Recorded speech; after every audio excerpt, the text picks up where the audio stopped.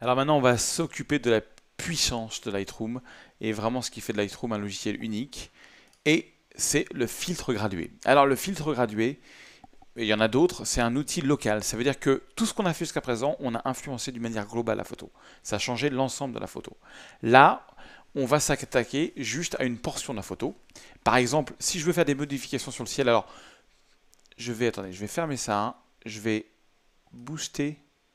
Voilà l'exposition et baisser un petit peu les noirs comme ça de la photo pour rendre la photo plus claire. Et là, du coup, je trouve que mon ciel est trop clair. Ok? Qu'à cela tienne, je vais sur le filtre gradué, je clique une fois, je laisse ma souris enfoncer et je clique, j'appuie, je déplace et je lâche. Ça crée un gradient, d'accord? Et vous voyez, tous les réglages pour l'instant sont vides. S'ils ne le sont pas, je vous conseille par exemple de prendre un pré-réfléchi comme exposition. Voilà, et là je vais baisser l'exposition. Je vais le faire un petit peu à l'extrême, quelque chose comme ça. Voilà, et vous voyez ça assombrit d'une manière graduelle donc cette valeur-là, le haut de l'image. En fait, cette valeur-là va être appliquée d'ici, donc du début de l'image jusqu'au premier trait à 100%, et de ce trait-là jusqu'à ce trait-là, ça va être d'une manière graduelle. Donc si je rapproche, et je peux le faire tout simplement, les deux barres, vous voyez, ça fait un résultat, je vais le monter en haut pour que vous voyez un petit peu mieux, ça fait un filtre qui n'est pas si graduel que ça. Plus j'écarte, plus ça devient graduel. Voilà, donc vous le passez comme vous voulez.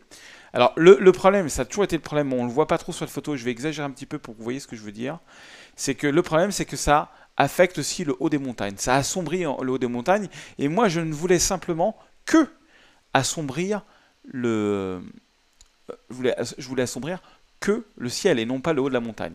Et là, c'est la grande nouveauté de Lightroom CC, Lightroom 6, c'est l'outil pinceau. Parce que l'outil pinceau qu'on va voir, qui est un outil à part entière, peut aussi servir pour améliorer le filtre gradué.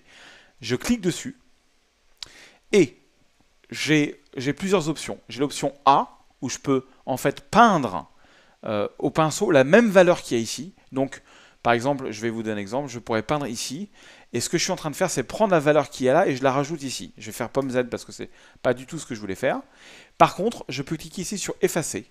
Et là, sur effacer, ce que ça va faire, c'est que ça va effacer cette valeur que j'ai mis d'une manière graduelle. Donc j'ai cliqué sur effacer, je me suis assuré que masquage automatique soit activé, et là, regardez, vous voyez quand je bouge le milieu de ma souris, le bouton du milieu de ma souris, ça agrandit ou ça réduit la taille de cette brosse. On va voir de toute façon l'outil brosse par la suite, mais là je suis obligé de vous le montrer dans le cadre de ce filtre donc gradué. Et regardez, quand je peins, là où il y a mon moins, en fait, ça va essayer de limiter donc l'effacement de ce filtre que là où il y a le moins. Le problème, ouais, là j'ai eu le malheur de mettre le moins là-dessus, je vais faire pomme Z.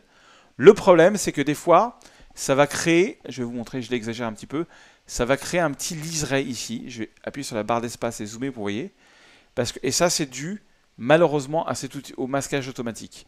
Parce que le masquage automatique, ça essaie de faire un masque parfait et des fois, sur des petits bouts comme ça fait un travail qui est moins bon, on va dire. Donc, comment faire? J'appuie sur pomme Z une fois, j'appuie sur deux fois pour recommencer. Je suis toujours en mode effacé, mais vous voyez mon débit il est à 100%, je vais mettre mon débit beaucoup plus faible. Je reste en masquage automatique, voilà, et là, ce qui fait que ça va enlever le filtre gradué sur les montagnes, mais ça va le faire d'une manière moins brutale. Et du coup, j'essaie de pas trop m'approcher du bord, du coup le masquage automatique fonctionne quand même, voilà, mais c'est beaucoup plus graduel. Et vous voyez maintenant, regardez, si je clique là-dessus, ça va montrer avant ou après le filtre gradué. Vous voyez comment j'influence principalement que les montagnes. Bon, j'influence un petit peu ici, je peux aller là, je peux augmenter un tout petit peu mon débit, mais il faut y aller mollo. Voilà. Comme ça. En fait, l'astuce, c'est d'y aller vraiment progressivement. Et regardez, maintenant mon filtre gradué ne fait que affecter le ciel et non pas les montagnes. Bon, j'ai un peu exagéré dans les valeurs, je ne veux pas que ce soit aussi fort. Quelque chose comme ça, c'est pas mal. Voilà. Donc, voilà le filtre gradué. Et donc, je peux cliquer sur modifier pour revenir sur le filtre lui-même, pardon. Et c'est là où je peux décider de la force du filtre. Ou je peux retourner sur pinceau pour décider, alors j'ai le droit à plusieurs pinceaux, le pinceau effacé comme on a vu, mais je peux aussi cliquer sur A, et là je peux rajouter de la valeur, mais je ne voudrais pas l'utilité d'extendre mon filtre gradué vers le bas. Si ça peut paraître un petit peu compliqué, vous allez voir, on va faire plein d'exemples, vous allez voir, ça va rentrer tout seul.